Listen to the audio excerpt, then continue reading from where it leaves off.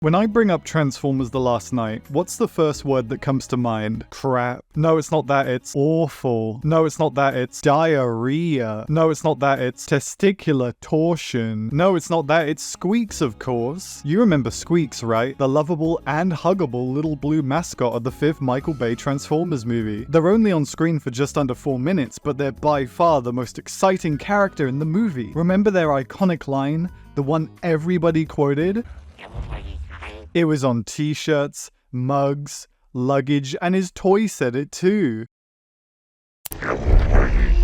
Honestly though, what is the deal with Squeeks? In a movie without an ounce of originality, a movie that steals from so many of its contemporaries, it's easy to see Squeeks as an attempt at making a robot as marketable and popular as BB-8 from The Force Awakens. I don't know if any of you guys remember, but when Star Wars The Force Awakens was coming out, you could not escape BB-8. He was the mascot of the movie, and the merch sales made off of him alone gave Disney the funds to build the evil wing of their corporation, dedicated to violating human rights as much as possible. BB-8 had a simple design that was easy to draw. He was cute, he played an active role in the story, and he was funny. These are all qualities that Squeeks lacks. Did Transformers The Last Night really include this beeping blue blight in the film to try and create a mascot to rival the hottest toy of 2015? Well, that's been the prevailing theory for the longest time. For absolutely no reason at all, Squeeks has enough officially licensed toys and merchandise to rival most of the film's main cast. For example, Hot Rod, one of the main characters of the movie, has a tiny turbo changer, a one-step turbo changer, a flip and change toy, a Legion class figure, a Legion class stealth variant, a deluxe class, 2 die-cast statues of both his robot and car modes, and 3 Jada Toys Lamborghinis. Squeeks, on the other hand, has a tiny turbo changer, a deluxe class, a remote control figure, an all-spark tech starter set, a voice changer mask, a Metacollie figure, 2 variants of an RCM Media movie theater cup topper, a Free Zero figure, a Cinema City variant of said movie theater cup topper, and a Prime 1 Studio statue that didn't come out after Prime 1 Studios realized they'd been duped by Paramount. So what, did Squeeks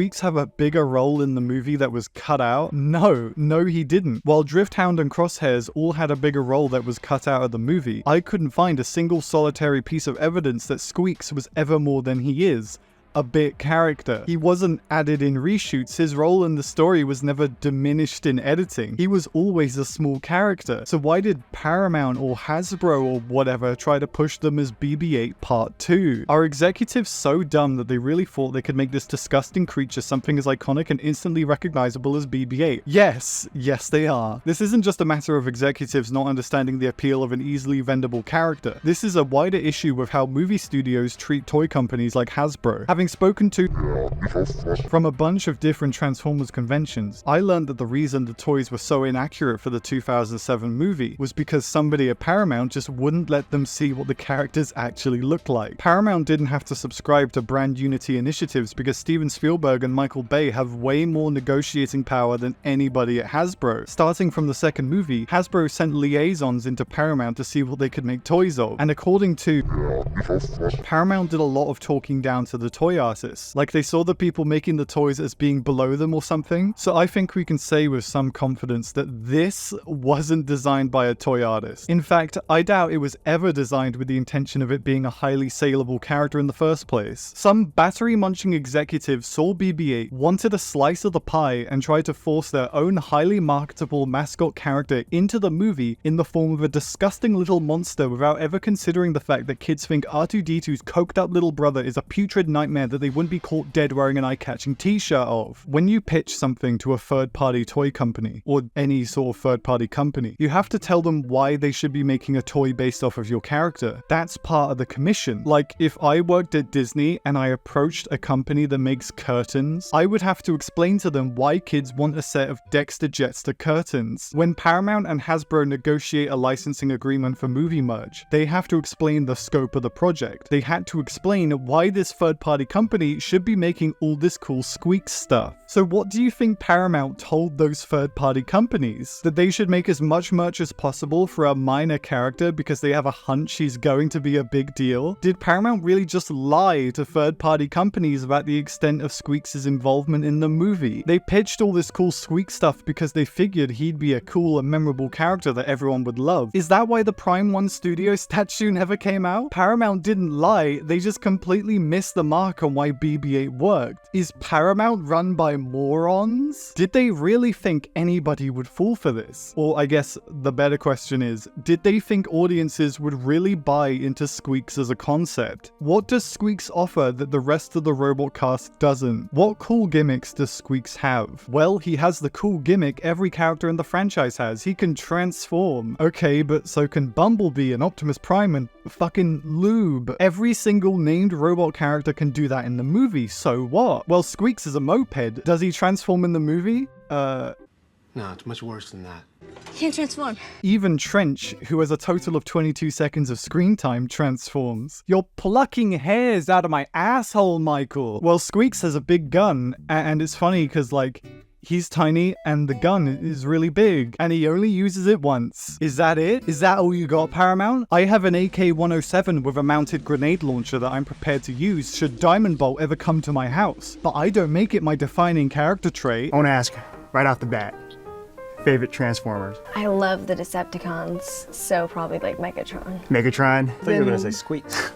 Oh. No, he's like your buddy. He's not. Yeah, I don't really view him as a Transformer. Squeeks has no unique selling point. He's mute and best friends with a kid, just like Bumblebee in the first movie. There is nothing done to make him a character with mass appeal, which is kinda important when you're trying to create a character that's soon to be beloved by millions. Why try to force a popular character into existence when you already have a kid appeal character that is both universally beloved and highly marketable in Bumblebee? Did you just want more money? Paramount, more like Parasite. Like I was saying, why would they make a character with some of the same traits as Bumblebee when they have Bumblebee? Like, if they wanted to follow this BB-8 trend, they could have just tried to give Bumblebee the same push, right? Kids love Bumblebee. The general public loves Bumblebee.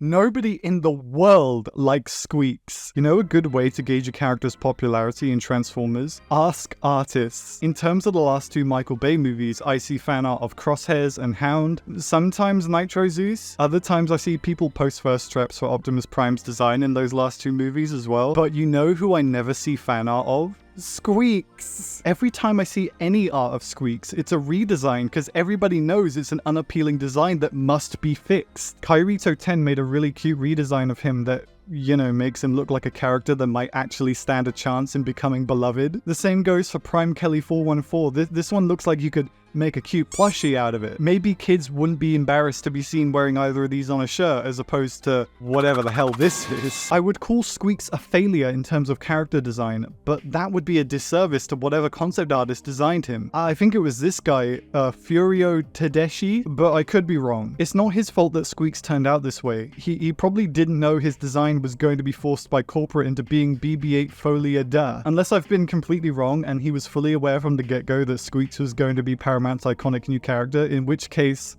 no comment.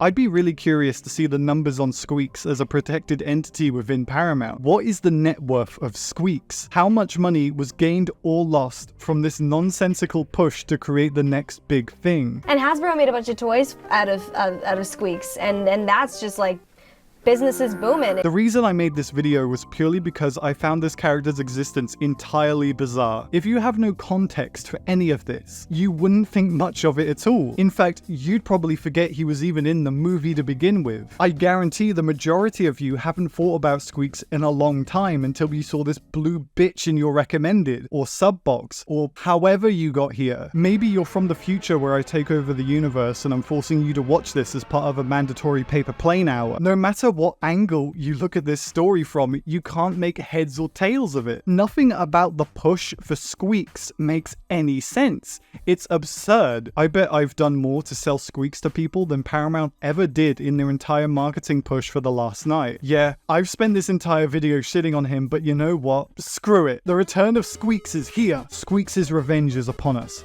He's gonna be in Transformers 1 too. He's gonna be a member of G.I. Joe in the upcoming Transformers X G.I. Joe movie. Earthspark Season 3?